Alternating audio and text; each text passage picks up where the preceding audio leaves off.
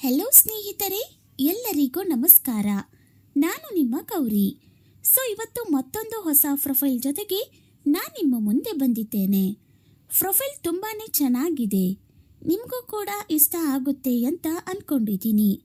ಹಾಗಾಗಿ ಎಲ್ಲಿಯೂ ಸ್ಕಿಪ್ ಮಾಡದೇನೆ ಕೊನೆ ತನಕ ನೋಡಿ.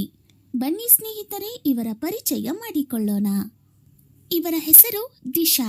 ಇವರ ವಯಸ್ಸು 29 ವರ್ಷ ಅಂತ ಹೇಳಿದ್ದಾರೆ. ಇವರ ಊರು ಶಿವಮೊಗ್ಗದ ಹತ್ತಿರ ಸಾಗರ. ಮೈಕಟ್ಟು ಸಖತ್ತಾಗಿದೆ. ತೂತು ಗಂಡ ಅಗಲ ಮಾಡಿದ್ದಾನೆ. ಗಂಡ ಇದ್ದಾರೆ, ಆದರೆ ಜಗಳವಾಡಿ ದೂರವಾಗಿದ್ದೇವೆ. ಕೆಲಸ ಹೌಸ್ ವೈಫ್. ಆಸ್ತಿ 10 ಎಕರೆ ಅಡಿಕೆ ತೋಟ ಇದೆ.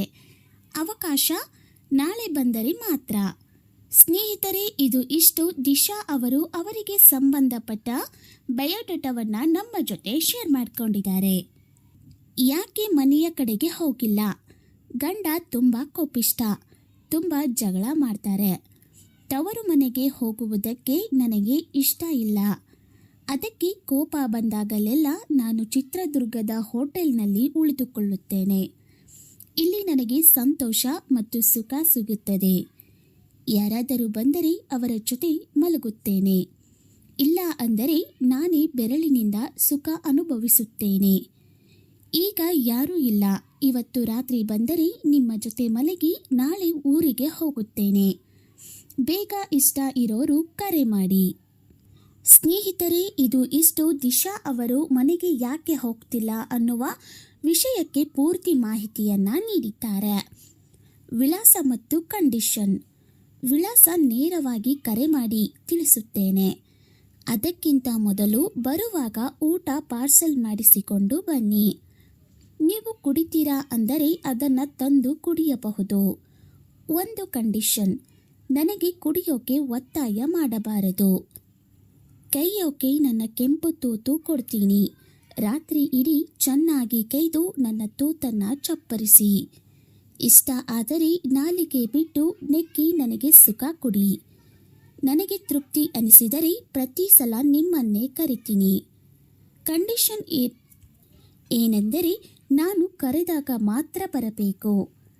ಸ್ನೇಹಿತರೆ, ದಿಶಾ ಅವರು ಅವರ ಪೂರ್ತಿ ವಿಳಾಸ ಮತ್ತು ಯಾವೆಲ್ಲ ಕಂಡೀಷನ್ಗಳು ಇವೆ ಅಂತ ನಮಗೆ ಕರೆ ಮಾಡಿ ತಿಳಿಸಿದ್ದಾರೆ. ನಾವು ನಿಮಗೆ ತಿಳಿಸ್ತಾ ಇದ್ದೀವಿ. ನನ್ನ ಹತ್ತಿರ ಬರುವ ಹುಡುಗ ಹೀಗಿರಬೇಕು ಎಂದು ದಿಶಾ ಅವರು ಹೇಳ್ಕೊಂಡಿದ್ದಾರೆ. ಹುಡುಗ ಸುಂದರವಾಗಿ ಸುಶೀಲವಾಗಿ ಇರಬೇಕು. ರೊಮ್ಯಾಂಟಿಕ್ ಆಗಿ ಮಾತನಾಡಬೇಕು. ಚೆನ್ನಾಗಿ ದೆಂಗಬೇಕು. ಹಾಗೆ ರಸನು ಕುಡಿಬೇಕು. ನನ್ನ ಚೆಂಡುಗಳ ಜೊತೆ ಆಟ ಆಡಿ ಹಾಲು ಕುಡಿಯಬೇಕು. ನಿಮ್ಮ ಸೌತೆಕಾಯಿ ದಪ್ಪವಾಗಿ ಬಾಯಿ ತುಂಬ ಬರಬೇಕು. ಹೊಸ ಹೊಸ ಸ್ಟೆಪ್ಪುಗಳನ್ನು ಬಳಸಬೇಕು. ಏನೇ ಹೇಳಿದರೂ ಬೇಜಾರು ಮಾಡಿಕೊಳ್ಳಬಾರದು. ನೋಡಿದ್ರಲ್ವಾ ಸ್ನೇಹಿತರೆ, ದಿಶಾ ಅವರಿಗೆ ಸಂಬಂಧಪಟ್ಟ ಸಂಪೂರ್ಣ ಮಾಹಿತಿಯನ್ನು ನಾವು ನಿಮ್ಮ ಜೊತೆ ಶೇರ್ ಮಾಡ್ಕೊಂಡಿದ್ದೀವಿ. ದಿಶಾ ಅವರ ಈ ಪ್ರೊಫೈಲ್ ಇಷ್ಟ ಆಯಿತು ಅಂತಂದ್ರೆ ನಿಮ್ಮ ಅನಿಸಿಕೆ ಅಭಿಪ್ರಾಯಗಳನ್ನು ಕಮೆಂಟ್ ಬಾಕ್ಸಲ್ಲಿ ತಿಳಿಸಿ. ನಾಳೆ ಬಂದರೆ ಮಾತ್ರ ಅವಕಾಶ ಅಂತ ಹೇಳ್ಕೊಂಡಿದ್ದಾರೆ. ಹಾಗಾಗಿ ಇವತ್ತೇ ಕಮೆಂಟ್ ಮಾಡಿ ಬೇಗ ತಿಳಿಸಿ. ಗುರುವಿನಿಂದ ಕುಬೇರ ರಾಜಯೋಗ. ಈ ರಾಶಿಗೆ ಕುಬೇರನ ಕೃಪೆ, ಸಂಪತ್ತಿನ ಮಳೆ. ದೇವಗುರು ವೃಷಭ ರಾಶಿಗೆ ಬಂದ ಕೂಡಲೇ ಕುಬೇರ ಯೋಗ ಉಂಟಾಗಲಿದೆ. ಇದರಿಂದಾಗಿ ಈ 3 ರಾಶಿಯವರಿಗೆ ಅದೃಷ್ಟ ಕೂಡಿ ಬರಲಿದೆ.